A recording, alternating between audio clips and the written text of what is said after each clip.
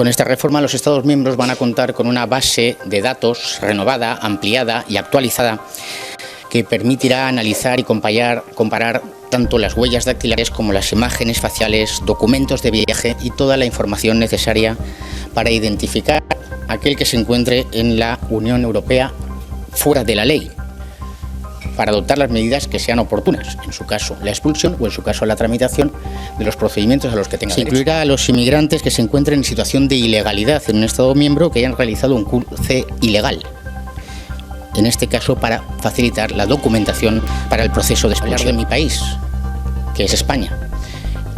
Los datos nos han dicho que en el primer trimestre del año 2024 han entrado 13.200 inmigrantes en situación ilegal en las Islas Canarias. 13.200. Los europeos tienen todo el derecho y el deber de identificarlos y conocer si solicitan o no la protección del régimen de asilo o cualquier otra norma, otro régimen de protección internacional, y hacer un seguimiento de su situación en el espacio europeo. Creo que es absolutamente razonable y de sentido común. Que en la ciudad de Melilla, ACNUR dice que han entrado 78 personas de forma ilegal, mientras que el Ministerio del Interior español dice que son solo 8. Esto no puede ser.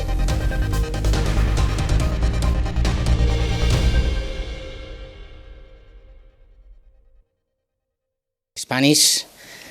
Bueno, en primer lugar, muchísimas gracias a todos.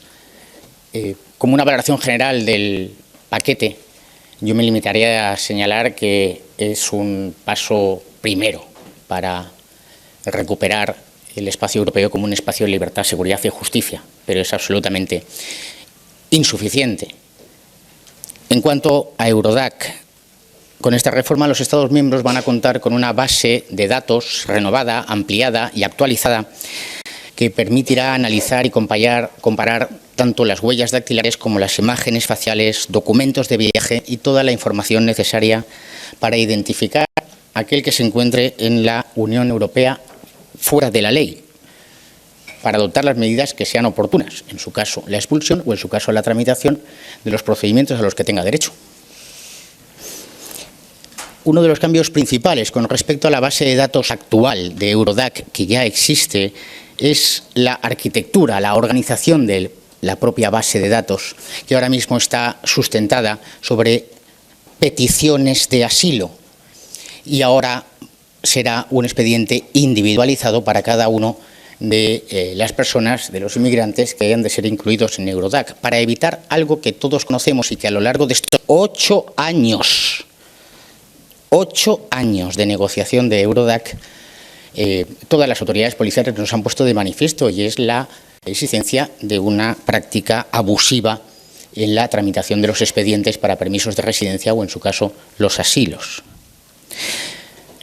Nos encontramos con numerosas personas que piden asilo en varios países, buscando, en su caso, que uno de los Estados miembros se lo reconozca cuando en otros casos han sido denegados. Ahora ya no será posible, estará todo más ordenado y los Estados miembros tendrán toda la información. Además de solicitantes de asilo, como ya ocurría, la base de datos pasará a incluir los beneficiarios de las distintas modalidades de protección internacional para prevenir los movimientos secundarios dentro del espacio de la Unión Europea y evitar igualmente esos abusos a los sistemas de protección y seguridad social de los Estados miembros. Se incluirá a los inmigrantes que se encuentren en situación de ilegalidad en un Estado miembro que hayan realizado un cruce ilegal, en este caso para facilitar la documentación para el proceso de expulsión. Y aquí sí me gustaría poner una nota de actualidad, o dos notas, y hablar de mi país, que es España. Los datos nos han dicho que en el primer trimestre del año 2024 han entrado 13.200 inmigrantes en situación ilegal en las Islas Canarias. 13.200.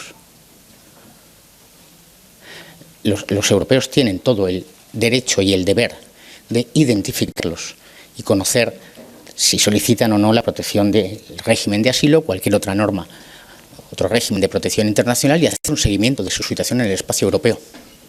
Creo que es absolutamente razonable y de sentido común, pero también nos hemos visto que en la ciudad de Melilla, ACNUR dice que han entrado 78 personas de forma ilegal, mientras que el Ministerio del Interior español dice que son solo 8. Esto no puede ser. Cualquier organización humana, como es en este caso la Unión Europea, necesita tener datos reales, ciertos, actualizados.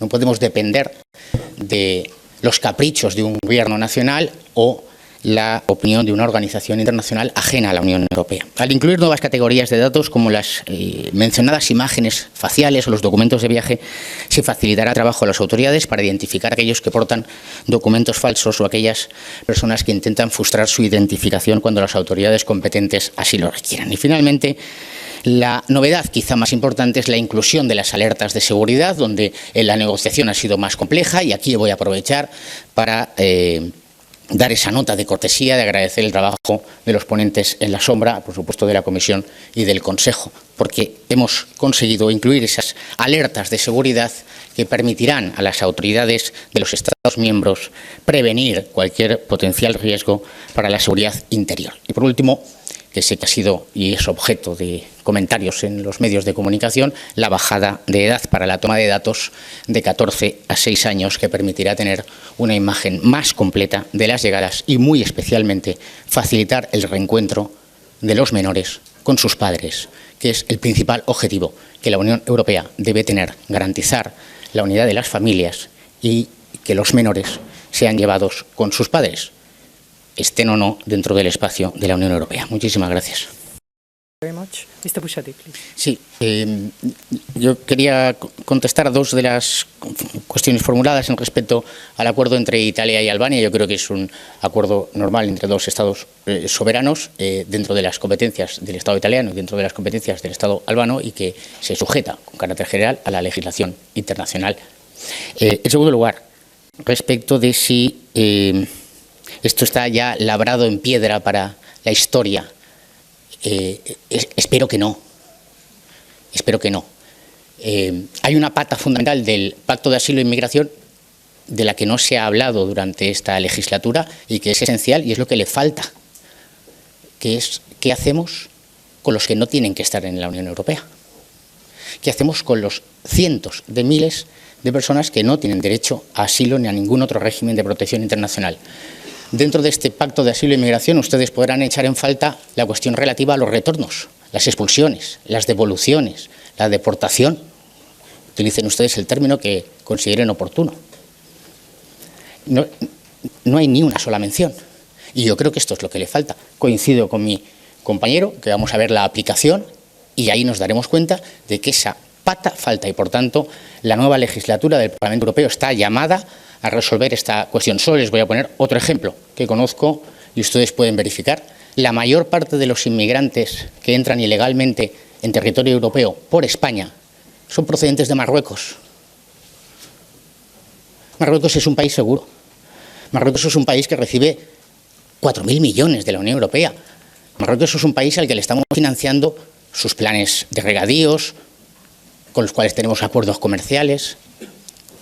Es un país seguro, no tienen derecho a asilo.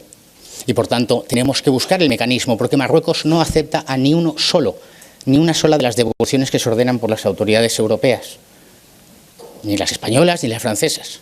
Eso lo tenemos que resolver, y yo creo que el próximo Parlamento Europeo está llamado a resolver el tema de las devoluciones o las expulsiones a sus países de origen. Thank you very much. Mr. Bouchardet? Yes, please. Sí. Yo, por supuesto, a esa pregunta le diré que sí. Creo que es bueno que la Unión Europea firme acuerdos para garantizar el cumplimiento de la ley. Yo deseo que lo haga con Marruecos y con Argelia, que son ahora mismo los dos focos fundamentales de las vías a través de las cuales las mafias de tráfico de seres humanos están trayendo a seres humanos desde el norte de África a Europa. Y ese acuerdo está parado. No voy a faltar a la confidencialidad, pero por supuesto en mi labor de ponente he tenido reuniones con la Dirección General de la Comisión competente preguntando por qué no tenemos un acuerdo con Marruecos. Porque hay miles de marroquíes que han sido identificados y tienen un acuerdo de las autoridades españolas diciendo usted tiene que volver a su país. Y las autoridades marroquíes no le reciben. por supuesto que tenemos que llegar a acuerdos para que Marruecos se comporte como un buen vecino. Nosotros queremos buenos vecinos al lado nuestro. Y por último, sí que aprovecharía para responder a la cuestión del package approach, de este planteamiento. Como ponente de Eurodac he sufrido esa consecuencia porque Eurodac estaba muy avanzado, el documento más avanzado desde hace 2 años. Y nos hemos detenido a la espera de que el resto de expedientes llegaran a una situación de finalización. ¿Qué para mañana? La verdad, voy a serle sincero, yo quiero que se apruebe Eurodac, que es la pieza buena. Y por supuesto, cada eurodiputado será libre de votar lo que considere oportuno. Confiemos en que en el buen juicio y en el sentido común de los eurodiputados mañana, y es lo que nosotros representamos a europeos. No representamos ni a lobbies, ni a ONGs, ni a asociaciones interesadas en la inmigración. Representamos a nuestros votantes, a los europeos, y creo que estamos todos de acuerdo. No conozco a nadie en Europa, no conozco a nadie que no esté preocupado por las cuestiones relativas a la inmigración y a la seguridad en Europa. Thank you very much. Ms. Keller.